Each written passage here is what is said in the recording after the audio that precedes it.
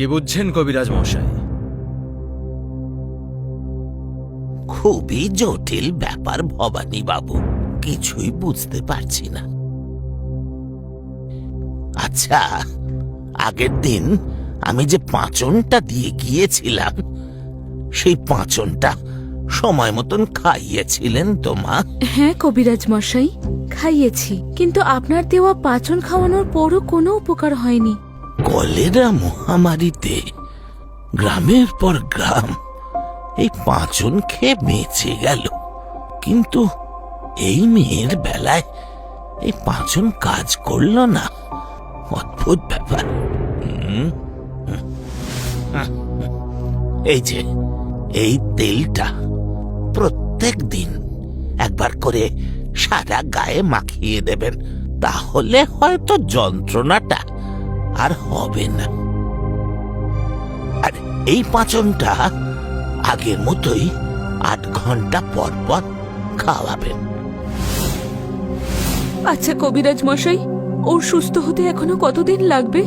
আমি যে পাঁচন আগের দিন আপনার মেয়েকে দিয়ে গিয়েছিলাম, লোকে বলে এই পাঁচন খাওয়ালে মৃত মানুষও জ্যান্ত হয়ে ওঠে। কিন্তু আজ যে পাঁচন আর তেল দিয়ে গেলাম, এর পরেও যদি 2 দিনের মধ্যে সুস্থ না হয়, তাহলে আমার আর কিছু করার নেই। তারপর সবই ওই উপরওয়ালার হাতে। আমি এখন আসি ভবানী বাবু। আচ্ছা কবিরাজ মশাই, আসুন। এই নীলু। হ্যাঁ বাবু, বলেন। যা, কবিরাজ মশাইকে বাড়িতে পৌঁছে দিয়ে আয়। আচ্ছা বাবু। দেন বাবু, আপনার ঝোলাটা আমারে দেন, আমি নিচ্ছি।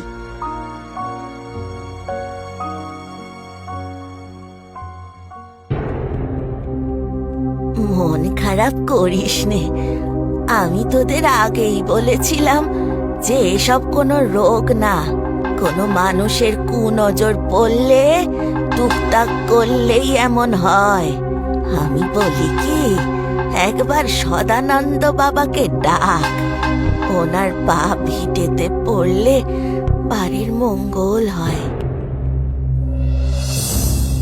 জয় শিব শম্ভু। আসুন বাবা, আসুন। আপনার পথ চেয়েই অধীর অপেক্ষায় বসে আছি বাবা। তুই কি ভবানী মোহন? তোর মেয়ে কি অসুস্থ? হ্যাঁ বাবা, আমার মেয়েই আজ বহুদিন ধরে অসুস্থ। কোথায় তোর মেয়ে? তাকে নিয়ে আয়। বাবা, আমার মেয়ে কিছুদিন ধরে শয্যাশায়ী, খাট থেকে নামতে চলতে পারছে না। আপনারা যদি একটু কষ্ট করে ওর কাছে যান। যেতে তো হবে, লক্ষণ যে ভালো নয়। চল।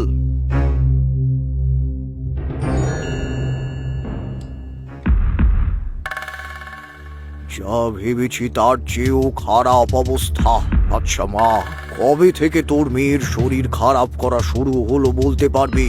হ্যাঁ বাবা, গত মাসের 18 তারিখ থেকে। দেখ তো সেদিন কি ছিল? বাবা, সেদিন নাগপঞ্চমী ছিল। নাগ পঞ্চমী? কোনো বৈদ্য বা কবিরাজ কি ওর চিকিৎসা করেছে?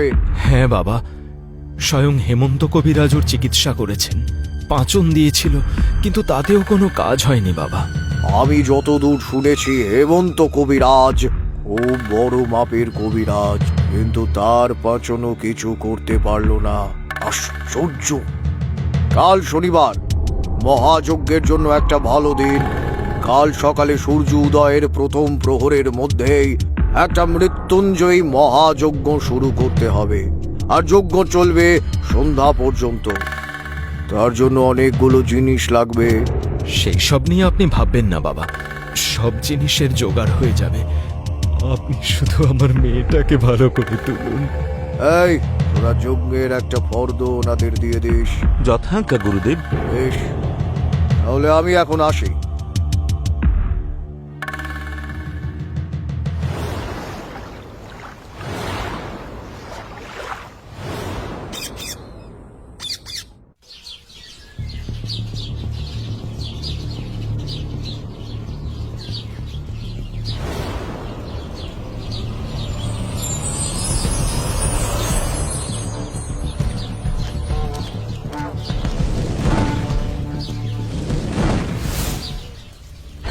হর হর শিব শম্ভু, হর হর শিব শম্ভু।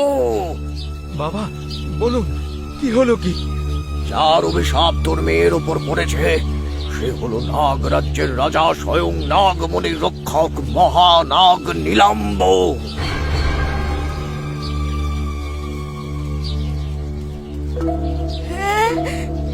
কি বলছেন? নীলাম্ব? হায় রে হায়! বাবা, ও বাবা, আপনি বাঁচান আমার দিদি ভাইটাকে। ও তো বাচ্চা মেয়ে, ওকে কেন অভিশাপ দিল? আপনি ওকে বাঁচান বাবা, আপনি ওকে বাঁচান। সেটা কি আমি বলবো না, তুই নিজে মুখে বলবি ভবানী? আমি কি করে জানবো যে মহানাগ কেন আমার মেয়েকে অভিশাপ দিল? আমি সত্যিই জানি না। সত্যি বল ভবানী, সময় কিন্তু থেমে থাকে না। সত্যি বল, নচেত সব শেষ হয়ে যাবে। আমি সত্যিই জানি না।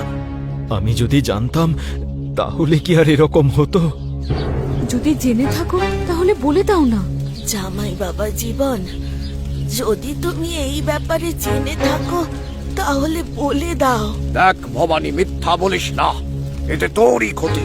পরশু সোমবার, যদি পরশু দিনের মধ্যে নীলাম্বর কাছে ওই নাগমণি পৌঁছে না দেওয়া হয় তাহলে তাহলে কি বাবা? তাহলে শুধু তোর মেয়ে কেন, এই বংশকে শেষ হওয়ার হাত থেকে কেউ বাঁচাতে পারবে না। কেউ না, মরবে, সব মরবে। কি সব যাতা বলছেন? কোথাকার মণি? আমি কেন সেই মণি আনতে যাব? বেশ, তবে রইল পরে তোর মেয়ে। এরপরে কোনো কুল কিনারা করতে পারবি না। হর হর শিব শম্ভু। এই না না, দাঁড়ান দাঁড়ান বাবা, আমি বলছি, আমি সব বলছি। আজ থেকে বহুদিন আগে, তখন আমাদের অবস্থা খুব খারাপ ছিল। আমি মা আর বাবা থাকতাম। আমার বাবা ছিলেন একজন কাঠুরে। তিনি রোজ সকালে জঙ্গলে যেতেন কাঠ কাটতে, আর সেই কাঠ বিকেলে বাজারে নিয়ে গিয়ে বিক্রি করে যে অর্থ উপার্জন হতো, সেই অর্থ দিয়েই আমাদের সংসার চলত। হঠাৎ একদিন ঘুমের মধ্যে আমার বাবা মারা যান। সেই 17 বছর বয়স থেকে সংসার চালানোর জন্য আমি নিজেই জঙ্গলে যেতে শুরু করলাম। বাবার মতো আমিও কাঠ কেটে সংসার চালাতাম। এইভাবেই আমাদের দিন কাটছিল। একদিন কাঠ কাটতে আমি জঙ্গলের পূর্ব দিকে যাই। সেখানে জঙ্গলটা উঁচু নিচু, খানিকটা টিলার মতো। আমি নিজের মতো কাঠ কাটছি। হঠাৎ দেখতে পাই আমার থেকে একটু দূরে একটা বাঘ। সে সামনের দিকে এগিয়ে আসছে। আমি বাঘটাকে দেখে প্রচন্ড ভয় পেয়ে যাই। আমি কাঠ কাটা বন্ধ করে নিজের কুড়াল হাতে নিয়ে নিঃশব্দে ওখান থেকে একটু দূরে গিয়ে একটা বড় গাছের পেছনে লুকিয়ে পড়ি।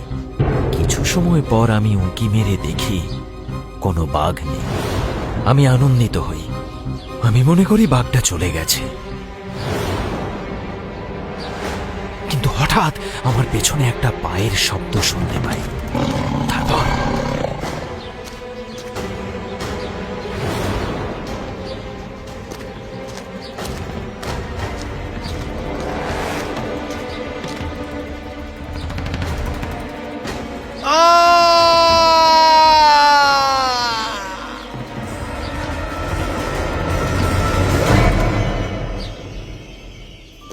কি বিশাল এই গুহা! কি আছে এই গুহার ভেতরে? যাই, ভেতরে গিয়ে একবার দেখি। না না, থাক, কি দরকার যাওয়ার? যদি ভেতরে কোনো হিংস্র প্রাণী থাকে তাহলে... না বাবা, না, এত ভয় পেলে চলবে নাকি? সাহস করে ভিতরটাই ঘুরে দেখে আসি।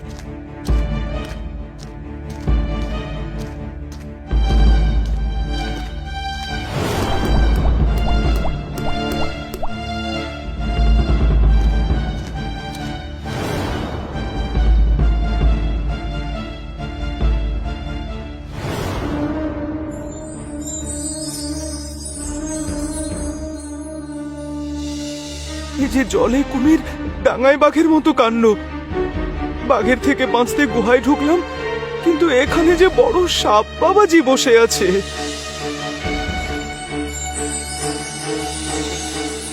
আরে ওটা কি চকচক করছে সাপের মাথায়? আরে, ওটা তো একটা নাগমণি। সাপটা ঘুমোচ্ছে। এই সুযোগে যদি ওই মণিটা আমি নিয়ে নিতে পারি তাহলে তাহলে আমাকে আর টাকা রোজগার করার জন্য এত কষ্ট করতে হবে না। আমার সমস্ত কষ্ট দূর হয়ে যাবে। যে করেই হোক ওই মণিটা আমাকে নিতেই হবে।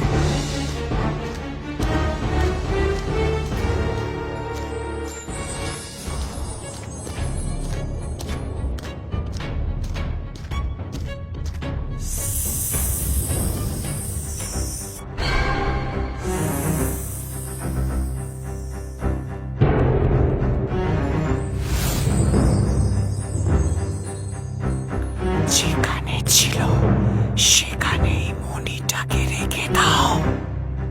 না, কিছুতেই রাখবো না। রেখে দাও, না হলে তাহলে কি আমাকে মেরে ফেলবে? না, আমরা কাউকে হত্যা করি না, কিন্তু তুমি যদি মণিটা জায়গায় না রাখো তাহলে আমরা তোমাকে গুহা থেকে বের হতে দেব না।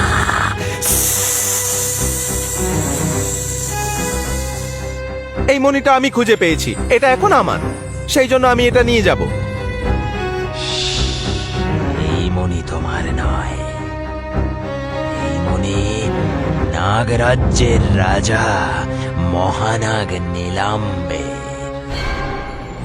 তার মানে যত সময় এই মণি আমার কাছে আছে এরা আমার কেউ কোনো ক্ষতি করতে পারবে না।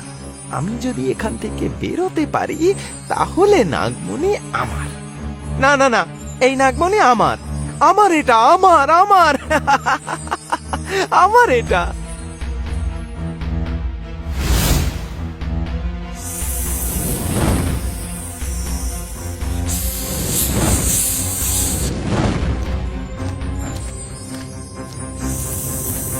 এই মনে দিয়ে তুমি ঠিক করছো না, একদিন অনেক বড় বিপদে পড়বে, তখন আমাদের কথা মনে পড়বে, আর সেই দিন তুমি নিজেই আসবে মনে ফেরত দিতে। তখন আমি যা বলবো তোমাকে সেটাই করতে হবে।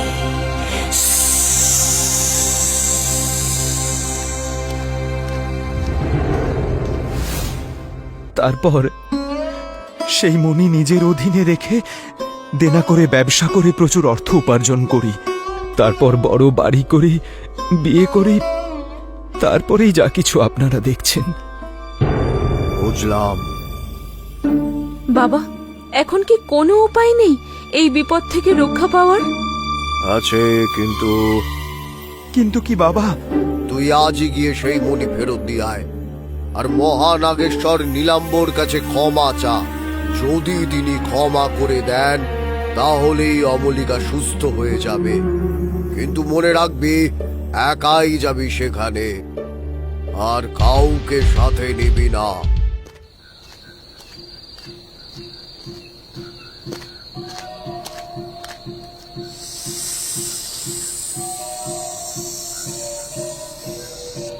এসো ভবানী, এসো। কেমন আছো বলো? শুনলাম তুমি এখন জমিদার হয়ে গেছো, প্রচুর অর্থের মালিক তুমি।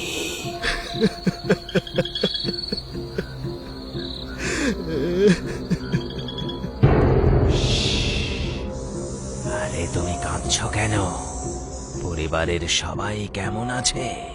আচ্ছা, তোমার মেয়ে এখন কেমন আছে? আমার ভুল হয়ে গেছিল, আমি তোমাদের কথা বিশ্বাস করিনি।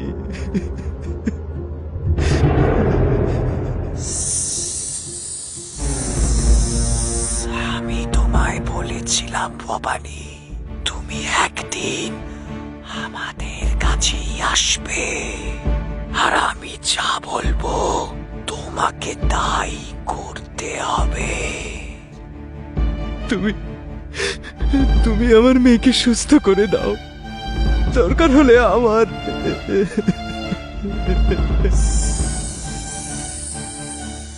তুমি আগে যেখানে মণিটা ছিল সেখানে রেখে দাও।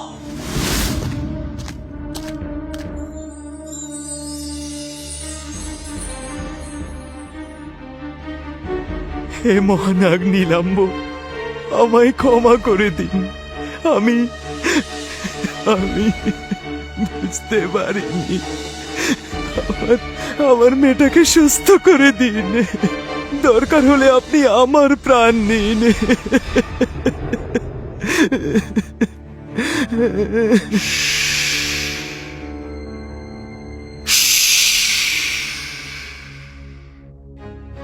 যাও,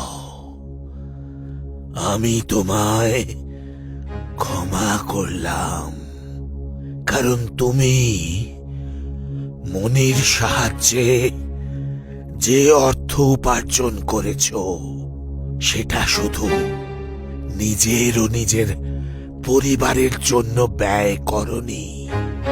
তোমার গ্রাম ও আশেপাশের গ্রামে যে যখন বিপদে পড়েছে তুমি তাকে তখনই সাহায্য করেছ।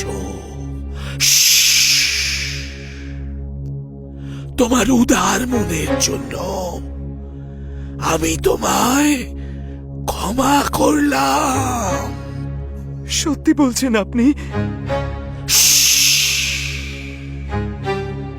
আমি মহানাগ, আমি কোনো সময় মিথ্যা বলি না। কিন্তু মহানাগ, আমার মেয়ে।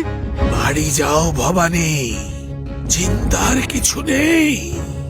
তোমার কন্যা কাল সকালের মধ্যে সম্পূর্ণ সুস্থ হয়ে যাবে। যাও যাও ভবানী। ধন্যবাদ, ধন্যবাদ মহানাগ, ধন্যবাদ আপনাকে। আমি আপনাদের এই উপকার কোনোদিনও ভুলব না। আমি আমার বাড়ির পাশে একটা বড় নাগ মন্দির প্রতিষ্ঠা করব, আর প্রত্যেক নাগ পঞ্চমীতে ধুমধাম করে সেখানে পুজো করব। নাগরাজ নিজের কথা রাখে। পরের দিন সকালেই অমলিকা একেবারে সুস্থ হয়ে যায়।